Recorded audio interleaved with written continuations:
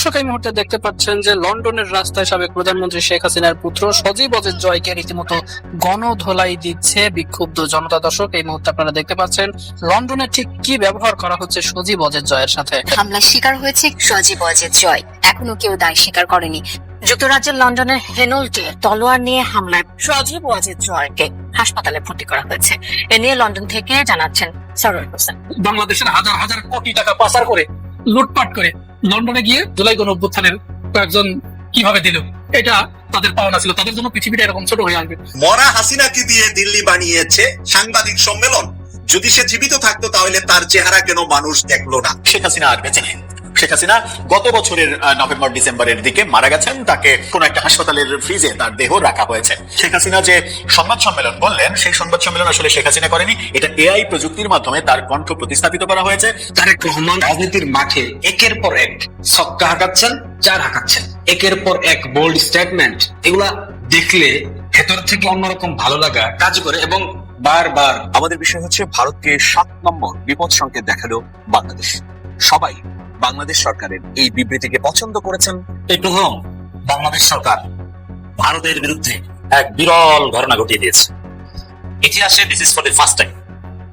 জামাত শিবির এনসিপিতে খুশির বন্যা, বাংলাদেশ পন্থীদের মধ্যে খুশির বন্যা, ভারতপন্থীদের কান্নাকাটি। বাংলাদেশের হাজার হাজার কোটি টাকা পাচার করে লুটপাট করে লন্ডনে গিয়ে বিলাসবহুল রেস্টুরেন্টে বসে মজা করে ডাব খাচ্ছে। আর ঠিক তখনই জুলাই গণঅভ্যুত্থানের কয়েকজন অগ্র সেনানী সেখানে গিয়ে উপস্থিত হয়ে তাকে তো শুনলেন তো কিভাবে দিল। এটা তাদের পাওনা ছিল। তাদের জন্য পৃথিবীটা এরকম ছোট হয়ে আসবে। তারপরেও এদের কিন্তু সুপার জোর কমে না, এরা সবকিছু অস্বীকার করে। এখন এই যে তার সাংবাদিক সম্মেলনে এত এত এত এত অভিযোগ উঠে এলো, শেখ হাসিনার ছেলে সজীব ওয়াজেদ জয় সে সরাসরি ভারতকে আমন্ত্রণ জানাচ্ছে যে বাংলাদেশের উপরে আক্রমণ করেন। মাত্র 30 মিনিট হলেই ভারতের জন্য এটা এনাফ, খুব বেশি কিছু দরকার পড়ে না। ভারতের এই সিদ্ধান্ত নিলেই হয়ে যায়। এর সাথে সুর মিলিয়ে ওই যে হারপিত মজুমদার নাকি যেন, ওইটাও ঠিক একই কথা যে ভারত এখানে সিদ্ধান্ত নিলেই হয়ে যায়। ভারত কেন এখনো সিদ্ধান্ত নিচ্ছে না? শেখ হাসিনা তো ভারতের জন্য অনেক কিছু করেছে, তাহলে কেন এখনো তারা এই সিদ্ধান্ত নিয়ে এই কাজটুকু তারা করে দিচ্ছে না? আবার কেন শেখ হাসিনাকে সেখানে পুনর্বাসিত করে দিচ্ছে না? তারা বুঝতে পেরেছে ভারত এই কাজ না করলে কোনদিন ফিরে আসতে পারবে না। এইটা বুঝতে পেরেই এখন তারা ভারতকে বারবার অনুরোধ জানাচ্ছে। শেখ হাসিনার ছেলে জয় সেই অনুরোধ জানাচ্ছে যে আসল আর ভারতও তাদের সমস্ত নীতি নৈতিকতা, তাদের কূটনীতির মাথা খেয়ে এইগুলো গলৎকরণ করছে এবং ওই অপেক্ষায় অধীর আগ্রহে অপেক্ষা করছে যে তাহলে নিশ্চয় বাংলাদেশের উপর আবার মনে হয় এরকম একটা কিছু করে আমরা ওখানে হাসিনাকে পুনর্বাসিত করতে পারবো। এরই ধারাবাহিকতায় শেখ হাসিনাকে দিয়ে তো তারা ওইখানে কনফারেন্সটি করিয়েছে। এটা তার কূটনৈতিক সমস্ত, এটা সে প্রথমেই সে একটি দেশের উপর সার্বভৌমত্বের উপরে আঘাত এনেছে। আচ্ছা, এই আঘাত হানার পরে বাংলাদেশ যখন এটার প্রতিবাদ জানিয়েছে, পররাষ্ট্র মন্ত্রণালয় থেকে একটি কড়া প্রতিবাদ জানানো হয়েছে ভারতের প্রতি এবং সেখানে শেখ হাসিনাকে বিভিন্ন উপাধিতে ভূষিত করা হয়েছে। ফ্যাসিস্ট, গণহত্যাকারী যে শব্দগুলো বলা হয়, এই শব্দগুলো বলার পরে আওয়ামী লীগের যারা বিশেষ করে জানিস আলমগীর না মলম আলমগীর না কি যেন আছে, এইগুলোর গাত্র দেওয়া শুরু হয়েছে।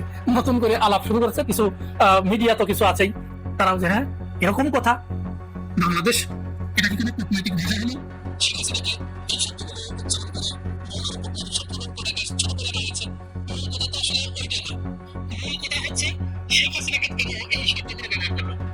শেখ হাসিনা সে একজন আল্লাহর ফেরেশতা মানুষ, তাকে এরকম গণহত্যাকারী, কসাই, এই শব্দগুলো ব্যবহার করে ভারতের কাছে তাকে হে প্রতিপন্ন করলো। আর ভারতও এতে কি মনে করবে? তার বন্ধু, দীর্ঘদিনের পরীক্ষিত বন্ধু, তাকে এরকম বন্ধুর কাছে বন্ধুকেও এত ছোট ভাষায়, নোংরা ভাষায় কেউ বলে? ভিতরে মূলত জেলে যাচ্ছে, জলে পরে সরকার হয়ে যাচ্ছে, জলে রে জলে আগুন জলে। এই জলার কারণে মূলত এই আলানি চালানি গুলো তারা গাইতে শুরু করেছে যে এটা কোনো কূটনৈতিক ভাষা হলো? সবচাইতে বাজে কূটনীতির পরিচয় এটা হলো। এইভাবে বলা যেত, ওইভাবে বলা যেত। পরামর্শ দিচ্ছে আনিস আলমগীর এবং আওয়ামী লীগের নেতা কর্মীরা, সব আওয়ামী লীগের যারা কালচারাল ফ্যাসিস্ট, যারা এই ফ্যাসিস্ট গুলো এবার পরামর্শ দিচ্ছে যে শব্দটা এইভাবে না বলে এইভাবে বলা যেত। মানে ওনার শব্দ শুনে ধার করে নিয়ে পররাষ্ট্র মন্ত্রণালয় ভারতকে প্রতিবাদ জানাবে না। তবে যাই হোক, যে যেটাই বলুক, আমরা মনে করি বিএনপি সরকার এই কাজটি খুব ভালো একটি উদ্যোগ নিয়েছে। সাথে সাথে ভারতকে এই বার্তা তারা দিতে পেরেছে যে আপনারা দীর্ঘদিন ধরে এদেশের মানুষের সাথে যে আচরণ করেছেন, আপনাদের সেই আচরণের মূলত বিন্দু মাত্র কোনো পরিবর্তন ঘটেনি। আপনারা সেই জায়গাতেই আছেন, আরো বরং এই জায়গা থেকে আরো 2 কদম কিভাবে আগানো যায় সেই পায়তারা আপনারা করছেন।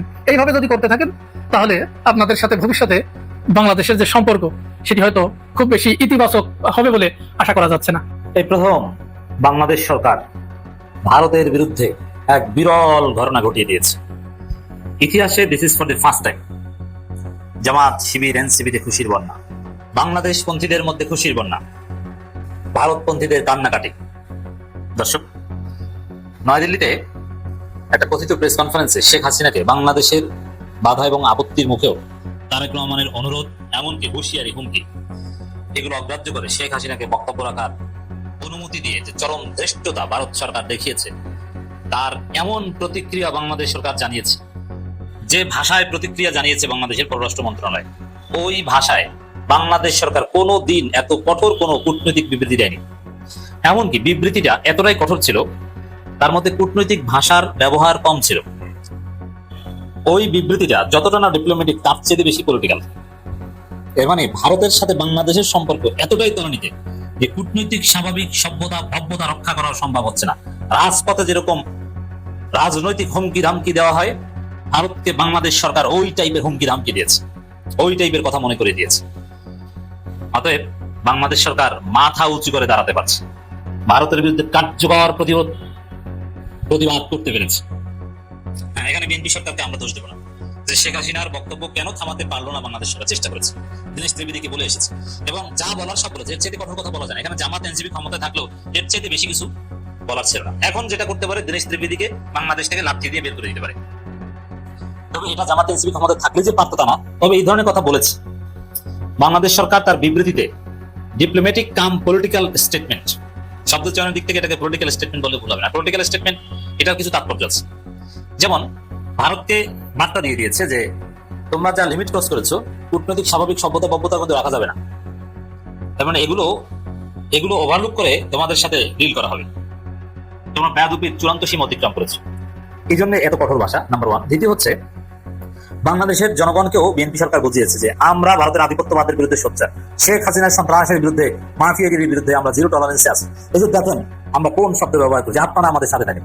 জনগণের বোধগম্য ভাষায়, ইন্টেলিজিবল ভাষায় ভারতকে কড়া প্রতিক্রিয়া দিয়েছে বাংলাদেশ সরকার।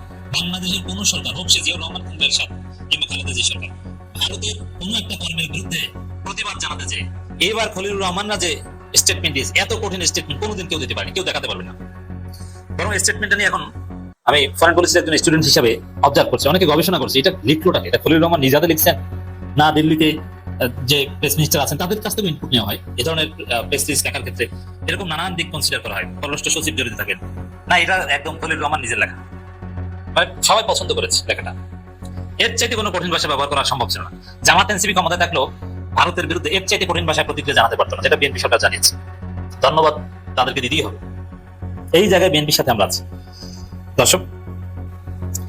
এবং যত বড় বিবৃতি, সাধারণত ডিপ্লোম্যাটিক স্টেটমেন্ট ছোট হয়, কারণ অল্পের মধ্যে কৌশলগত কিছু পরিভাষা ব্যবহার করে অনেক কিছু বোঝানোর চেষ্টা করে। ডিপ্লোম্যাটিক ল্যাঙ্গুয়েজ বলতে আলাদা একটা কথাই আছে, তার মানে ছোট্ট কথা বলে বড় কিছু বোঝানো হবে, বলা হবে আমরা উদ্বিগ্ন, বিষয়টা আমরা অবজার্ভ করছি, এরকম দুই একটা কথার মাধ্যমে হুমকি লুকাইতে থাকে। আমরা অবজার্ভ করছি, আমরা গভীরভাবে অবজার্ভ করছি, অতি সূক্ষ্মভাবে আমরা বা নিবিড়ভাবে পর্যবেক্ষণ করছি ভারতের গতিবিধি, এটাই একটা থ্রেট। কিন্তু না, এই সব রীতির মধ্যে আর বিএনপি সরকার থাকলো না, একদম খোলামেলা থ্রেট দিয়ে দিল ভারতকে। প্রথম কথা হচ্ছে, শেখ হাসিনার সামনে যে শব্দ ব্যবহার করেছে, ওই শেখ হাসিনার সাথে বিএনপি সরকার আর কোনোদিন আপোষ সম্ভব নয়। যদিও বিএনপির একটা অংশ শেখ হাসিনার হুমকিতে ভয় পেয়েছে এবং তারা বলা শুরু করেছে যে না, আওয়ামী লীগ আমাদের শত্রু না, আওয়ামী লীগ আমাদের মিত্র। নাসির চৌধুরী বলেছে না, ভারতপন্থীরা ভয় পেয়েছে ভারতের এই তৎপরতা শেখ হাসিনার পক্ষে, কিন্তু প্রকৃত বিএনপি যারা, তারা লাইনে আছে। শেখ হাসিনা এবং শেখ হাসিনার পরিবারকে রাজনৈতিকভাবে বিদায় দিয়েছে আওয়ামী লীগের শীর্ষ নেতাকর্মীরা, অর্থাৎ আওয়ামী লীগের যারা শীর্ষ এমপি মন্ত্রী, যারা শীর্ষ পদে ছিলেন, বিশেষ করে আওয়ামী লীগের স্থায়ী কমিটিতে যারা ছিলেন এবং শেখ হাসিনার আশেপাশে সবচেয়ে ক্ষমতা নিয়ে যারা ছিলেন, তারাই শেখ হাসিনা এবং শেখ হাসিনার পরিবারকে রাজনৈতিকভাবে বিদায় দিয়েছেন। এটা অনেক আগে থেকেই স্পষ্ট হচ্ছিল যে আসলে শেখ হাসিনার নেতৃত্বে অথবা শেখ হাসিনার পুত্র সজীব ওয়াজেদ জয়ের নেতৃত্বে অথবা পুতুল কিংবা শেখ রেহানার নেতৃত্বে আওয়ামী লীগ কি কখনো পুনর্গঠিত হবে কিনা, এটা নিয়ে নানা ধরনের প্রশ্ন কিন্তু আমরা অনেক আগে থেকেই শুনছিলাম।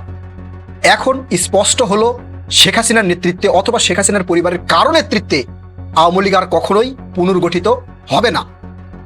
অনেক আগে থেকেই আপনারা দেখছেন আগস্টের পর থেকে, অর্থাৎ 2024 সালে 5 আগস্ট শেখ হাসিনা যখন বাংলাদেশ থেকে চলে গিয়েছেন, পালিয়ে গিয়েছেন, এবং আওয়ামী লীগের শীর্ষ নেতাকর্মী এমপি মন্ত্রী যারা ছিল তারা বেশিরভাগই পালিয়ে গিয়েছেন। তারপর থেকে শেখ হাসিনার সাথে কোনো শীর্ষ এমপি মন্ত্রী, দলের মহাসচিব বলেন, কেউ যোগাযোগ করেনি। শেখ হাসিনা বাংলাদেশে থাকা ইউনিয়ন পর্যায়ের, ওয়ার্ড পর্যায়ের নেতাকর্মীদের কাছে ফোন দিয়ে কথা বলেছেন, ফেসবুকের মেসেঞ্জার গ্রুপে এসে কথা বলেছেন, কিন্তু শেখ হাসিনা কখনোই স্বরাষ্ট্রমন্ত্রী আসাদুজ্জামান খান কামাল, তারপরে আরো যারা মন্ত্রী যারা ছিল, ওবায়দুল কাদের তাদের যারা ছিল, তাদের কারোর সাথে শেখ হাসিনা কখনোই কথা বলেনি। প্রশ্ন উঠছিল, আসলে শেখ হাসিনা কি তাদের সাথে কথা বলেনি, নাকি শেখ হাসিনার সাথেই তারা কথা বলে না? এই প্রশ্ন যখন ঘনীভূত হচ্ছিল মানুষের মনে, তখন সেটা স্পষ্ট হলো যে শেখ হাসিনা এবং শেখ হাসিনার পরিবারকেই আওয়ামী লীগের নেতাকর্মীরা রাজনীতি থেকে বিদায় দিয়েছে। এটা কিভাবে প্রমাণ হলো? সর্বশেষ যে ঘটনা ভারতে ঘটেছে, ফরেন রিপোর্টার্সেরা একটা অনুষ্ঠান করেছে, সেই অনুষ্ঠানে শেখ হাসিনা এসে অডিও বার্তায় যুক্ত হয়েছে। এখানে বেশিরভাগই প্রমাণ হয়েছে আসলে সেটা শেখ হাসিনা ছিল না, শেখ হাসিনার কণ্ঠ নকল করে অন্য একজন ছিল। ভারতীয় গণমাধ্যমে বলেছিল আওয়ামী লীগের কয়েক ডজন শীর্ষ নেতাকর্মীরা সেখানে সশরীরে উপস্থিত থাকবে, একজনও ছিল না। স্বরাষ্ট্রমন্ত্রী ছিল না, মহাসচিব ওবায়দুল কাদের ছিল না, এছাড়াও যে সকল এমপি মন্ত্রীরা পালায় গেছে কেউ ছিল না। শেখ হাসিনা সশরীরে উপস্থিত থাকার কথা লাইভে, ভার্চুয়াল লাইভে ছিল না।